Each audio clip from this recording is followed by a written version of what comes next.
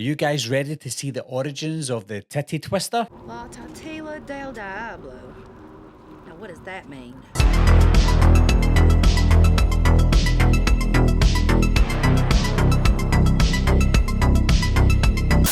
Hi guys, my name's Barry and welcome back to the channel. Today we're going to be talking about From Dusk Till Dawn 3, The Hangman's Daughter from 1999. Now it is quite rare, or it was quite rare back then, for studios to make two movies in the 1 year that are sequels to the first film, From Dusk Till Dawn, so it was quite rare for them to do that.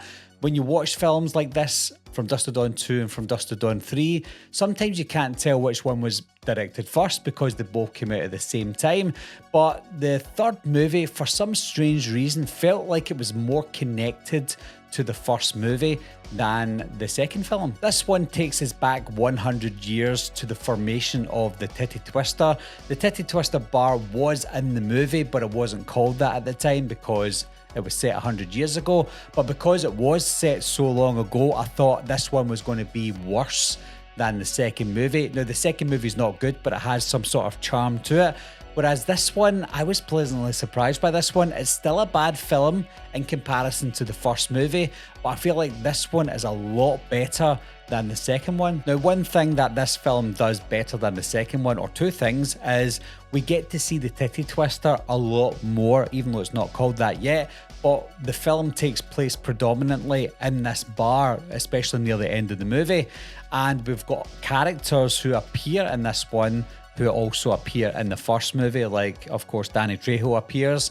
And we've also got Santa Nico Pandemonium, not played by Salma Hayek, of course, but a younger version of her, about this girl Esmeralda, the Hangman's daughter, who becomes Santa Nico Pandemonium. We also get the vampires in this one, who seem more like the vampires in the first movie. Of course, I do like their faces that we do get in the second one, but in the third one we also get the faces, but we also get that full form that we got in the first movie as well. So it's kind of nostalgic because some of the beats of the original are in this one more than they were in the second one. I think something that the title gave away, The Hangman's Daughter, made us believe that the Hangman's daughter, Esmeralda, was going to play some sort of pivotal role in the movie, because during the whole film, Esmeralda wasn't really a character that you focused on, but you felt like you had to have it on the back of your mind because of the title of the film. But then we find out that Esmeralda is the daughter of one of the leading vampires from the Titty Twister,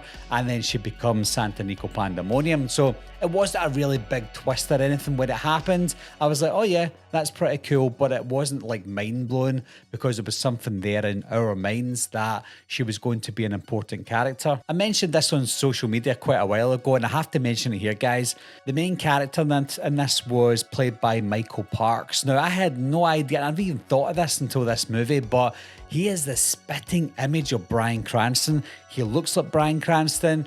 He moves like Bryan Cranston. He even sounds like Bryan Cranston. I don't know how I didn't know this until seeing this movie. He just looks like Walter White from Breaking Bad. When Gabriel blows his horn, I shall be playing the tuba. Rebecca Gayheart is in this movie as well. She's one of the main characters, and I didn't even notice this about her, but she was 27 years old when she was in this movie, and she plays this kind of rich American woman crossing the border with her husband. And I didn't realise the range that Rebecca Gayheart had at the time, because I only watched her in slasher movies like, I don't know, Jawbreaker, Scream 2, Urban Legend. So she was that typecast type of character. But when I seen her on this one, she was completely different to all of those characters. She played what seemed to be an older character, and she definitely played the part pretty well. So I think Rebecca Gayheart was one of the standouts in the movie. It's just a shame what happened to her in real life, and that's why she's not really I won't go into it, of course, but she's not acting as much anymore because of what happened in her personal life.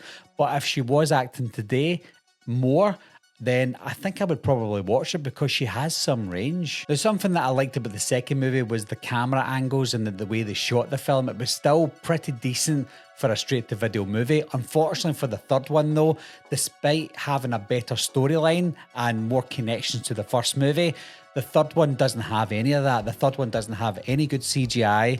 It doesn't have any good camera angles. The style of the film was off completely. It was shot really badly. When we look at the practical effects, they were decent, but they're overshadowed by the really bad CGI. Not only was the CGI bad, but when you see the CGI, it was pixelated at times as well, almost like they tried to superimpose really bad CGI onto what could have been good practical effects. It just fell flat in its face. So I feel like the story itself for the third film was good for a third movie in a franchise that went straight to video. And it does overshadow the second one by a lot because the second one was pretty bad.